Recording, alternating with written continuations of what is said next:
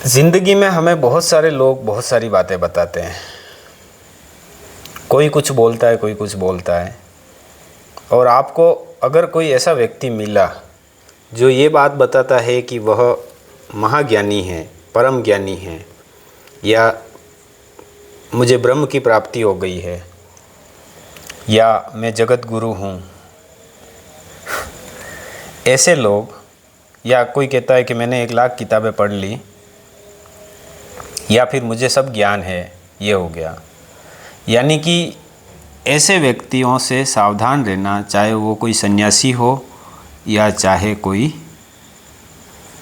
पढ़ा लिखा ज्ञानी व्यक्ति हो। नो डाउट, मैं ऐसे नहीं कह रहा हूँ कि वो ज्ञानी नहीं है, लेकिन जिसको सच्चा ज्ञान प्राप्त हो जाता है, जिसको ब्रह्म की स्थिति का पता चल जाता है, वह व्यक्ति कभी भी वर्णन नहीं करता है। क्यों वर्णन नहीं करता है? क्योंकि वह व्यक्ति मुक्त हो जाता है, और जो व्यक्ति मुक्त हो जाता है वह कुछ बोलता ही नहीं है। मैं या आप इसलिए सुन रहे हैं, या मैं इसलिए बोल रहा हूँ क्योंकि हम अभी मुक्त नहीं हुए हैं, हमें अभी सच्चे ज्ञान की प्राप्ति नहीं हुई है। तो इसमें क्या फ़र्क पड़ता है ये बोल देने में कि नहीं हुई है? लेकिन आप देखना, बहुत सारे लोग ये कहते फिरते हैं कि हमें सच्चे ज्ञान की या हमें ब्रह्म की स्थिति का पता चल गया। मैंने कल अपने वीडियो में आप लोगों के साथ अपने दिल की बात शेयर की, और आप लोगों ने वास्तव में उसे बहुत कमेंट करके मुझे और बताया। मैं फिर से, मेरे को एक बार हौसला बढ़ा कि आप लोगों से अपने दिल की बात फिर से शेयर करता हूँ। तो करना क्या है, अभी का जो दौर चल रहा है ना, वो झूठ का दौर चल रहा है। ठीक है, मैंने एक चीज़ नोट की है कि जो झूठ है ना, उसमें और सच में बहुत एक बारीक परत होती है। बहुत कम लोग जो होते हैं वो इस बात का ठीक से पता लगा पाते हैं, वरना झूठ का दौर चल रहा है। इन्फॉर्मेशन का दौर तो चल ही रहा है, ठीक है, लेकिन इन्फॉर्मेशन, अभी ये युग चल रहा है, इन्फॉर्मेशन युग चल रहा है। ठीक है, एक सिंपल सी बात बताऊं मैं कि अभी ये युग इन्फॉर्मेशन युग चल रहा है। तो इन्फॉर्मेशन के इस युग में मैं अभी आप लोगों के सामने कोई बात बता रहा हूँ, वो भी एक इन्फॉर्मेशन है, दे रहा हूँ मैं आपको, लेकिन इसकी क्या गारंटी है कि वो बात सच है? कोई गारंटी नहीं है। तो मैं आप लोगों को सिर्फ जागरूक करना चाहता हूँ कि आप अवेयर रहिए, जागरूक रहिए। हमारा काम सिर्फ जागरूक रहना है, ठीक है? किसी चीज़ को आंखें बंद करके मान लेना नहीं है। आप अगर किसी विचार को, किसी चीज़ को आंखें बंद करके मान लेते हैं, किसी व्यक्ति को, तो इसका मतलब ये हुआ कि आपने आंखें बंद कर ली और आप अंधे हो गए हैं। तो आप अंधे हो गए हैं तो भविष्य में आप कभी भी देखने का प्रयास ही नहीं करेंगे। तो जितने भी बड़े बड़े संत हैं, महात्मा हैं, मैं किसी के खिलाफ बात नहीं कर रहा, मैं आपको एक कदम आगे बढ़ के जागरूक कर रहा हूँ सिर्फ, कि जो भी व्यक्ति जो भी बात बोलता है, आप सुनिए उसको। वो एक इन्फॉर्मेशन है, ये इन्फॉर्मेशन का युग है, और वो एक इन्फॉर्मेशन दे रहा है। तो हमें क्या करना है इस युग में, इन्फॉर्मेशन के युग में, सूचना के युग में, हमें जागरूक रहना है। और इतना सा जागरूक रहना है कि एक बात जो मैं आपको इंडिकेटर के रूप में बता दूं कि अभी इन्फॉर्मेशन के युग में ज़्यादातर इन्फॉर्मेशन या सूचनाएं झूठी हैं। ठीक है, तो झूठ बहुत चारों तरफ फैला हुआ है, आपके चारों तरफ झूठ फैला हुआ है। अगर मैं आपको है ना थोड़ा और शॉक्ड करूं, तो ये जो है ना, ये किताबें पढ़ी और ये मैं हूँ और ये सब कमरा, ये सब एक माया है, ये भी एक झूठ है। ठीक है, ये भी एक माया है, ये भी एक माया जाल है, सिमुलेशन है, यानी कि ये एक वीडियो गेम है, ठीक है, सच नहीं है। तो फिर सवाल ये उठता है कि सच क्या है, ठीक है। तो आप सच की तलाश करते रहिए। आपका जो सच है ना, वो आप ही ढूंढ सकते हैं, ठीक है। अगर आप मेरे से ये उम्मीद कर रहे हैं कि मैं आपका सच बता दूं, तो आप गलत उम्मीद कर रहे हैं, ठीक है। आपको कोई नहीं बता सकता। आप कितनी किताबें पढ़ लीजिए, कितने ही संतों को सुन लीजिए, आपका सच अलग है। तो आप क्या कीजिए कि सच की तलाश तो आप स्वयं कीजिए, ठीक है। दूसरे लोगों को सुनिए, इन्फॉर्मेशन को ग्रहण कीजिए उनको, लेकिन एक हद तक उनको आप प्रोसेस कीजिए। ज़्यादा इन्फॉर्मेशन लेके भी आपके ब्रेन में प्रोसेसिंग स्लो हो जाएगी। जैसे वही हो गया ना, किसी चक्की में ज़्यादा गेहूँ डाल दिया तो वो चक्की थोड़ा सा एक लोड लेने में दिक्कत होगी। तो इन्फॉर्मेशन युग में इस बात का विशेष रूप से ध्यान रखिए कि आप ज़्यादा इन्फॉर्मेशन लेवे तो बहुत सोच समझकर संभल कर इन्फॉर्मेशन को अपने मस्तिष्क तक जाने दीजिए। बहुत सारा भोजन है, चारों तरफ भोजन ही भोजन है, ठीक है। अभी क्या हो रहा है कि भोजन ही भोजन है, और जो आ रहा है सब लोग खा रहे हैं उसको। जो भोजन आ रहा है खा रहे हैं, यानी जो इन्फॉर्मेशन आ रही है वो सब एक्सेस कर रहे हैं, ठीक है। इससे क्या हो रहा है, एक भ्रम की स्थिति बन रही है, अशांत स्थिति बन रही है। आपका मस्तिष्क ज़्यादातर, आपका स्वभाव चित्त अशांत होता जा रहा है ठीक है। आप गहरे से इस पे विचार करना। और वो स्थिति क्यों बन रही है, क्योंकि आपके पास बहुत ज़्यादा इन्फॉर्मेशन आ रही है। एक समय था जब थोड़ा सा भी ज्ञान बहुत मुश्किल से मिलता था, आज से 20, 25, 30, 40 साल पहले बहुत कम ज्ञान मिलता था, और जो व्यवहारिक जीवन है ना, और व्यवहारिक ज्ञान ही मिलता था। अब इतना ज्ञान की बाढ़ आ गई है कि लोग बस उसमें बहे जा रहे हैं। तो आपको क्या करना है, सेलेक्टिव होना है अभी इस दौर में। और झूठ जो है ना, झूठ के बारे में मैंने स्पेशल इसमें इसलिए इंगित किया कि अभी मैं अष्टावक्र गीता पढ़ रहा था, ठीक है। इसका अभी अध्ययन चल रहा है, तो उससे रिलेट करके मैं एक उदाहरण बताता हूँ। अष्टावक्र जी मतलब जिस थ्योरी को मानते हैं वो है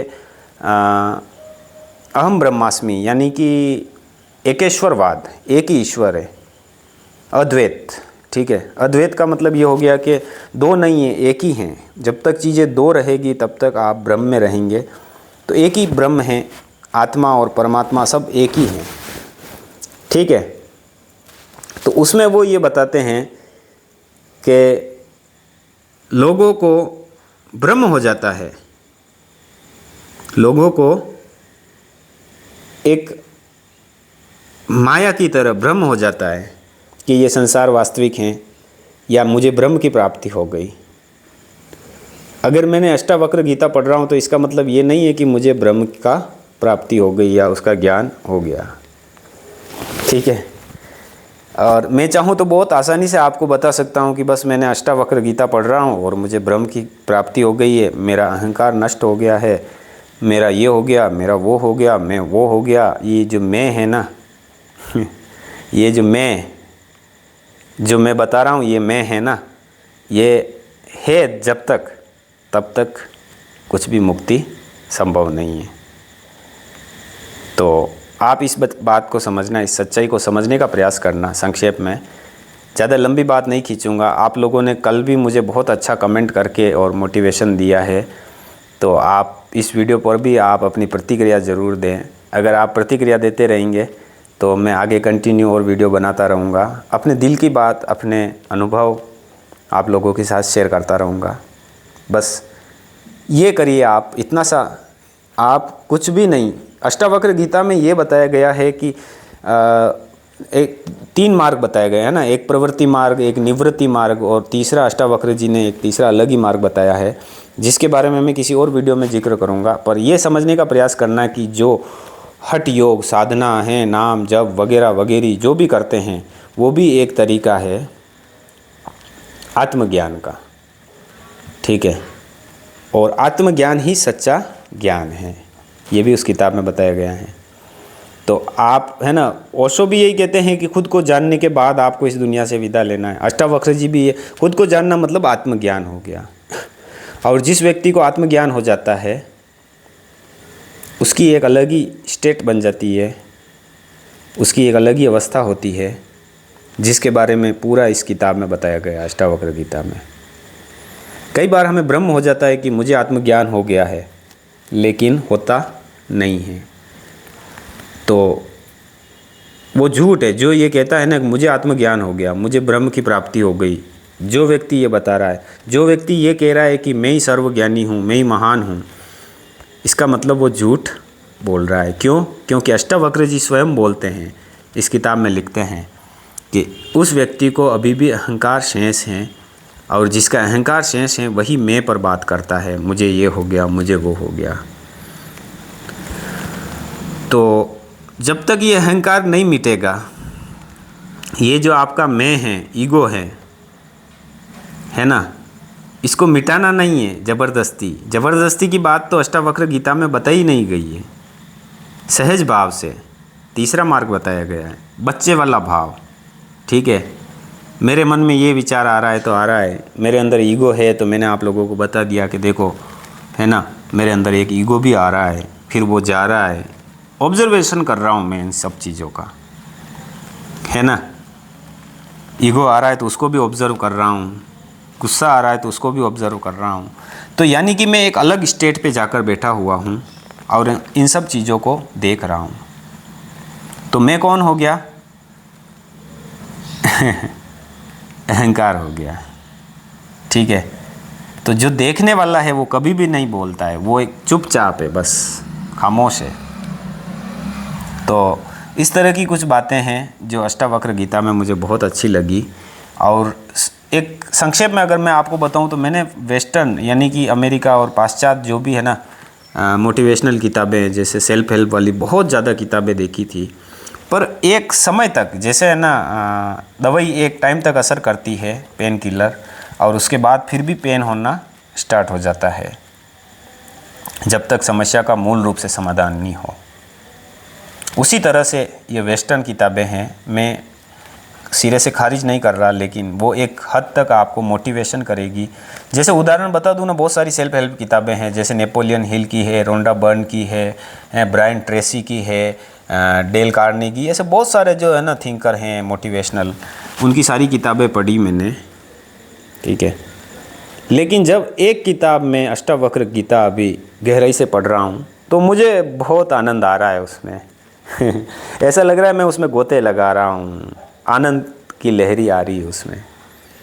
तो आप लोगों से यही कहना चाहता हूँ कि आप मेरे चैनल को सब्सक्राइब करें। अगर आपने इतनी देर तक मुझे सुना है तो बहुत अच्छी बात है, मुझे बहुत अच्छा लगा। आगे भी आप लोगों से बातचीत होती रहेगी, और मैं जो भी बात करूँगा वो अनुभव आधारित करूँगा, विचारों का एक्सपेरिमेंट करके बात आप लोगों से शेयर करूँगा। आज से वीडियो नहीं बना रहा, मैं पिछले 6 साल से YouTube पर वीडियो बना रहा हूँ, 2019 से, और मेरा चैनल तो कब से है, लेकिन मुझे कोई जल्दी नहीं है। कोई जल्दी नहीं है, बस जैसे जैसे मेरे को फीलिंग आती है, जैसे जैसे मैं जीवन को जीता हूँ, वैसे वैसे आप लोगों के सामने शेयर करता जाता हूँ।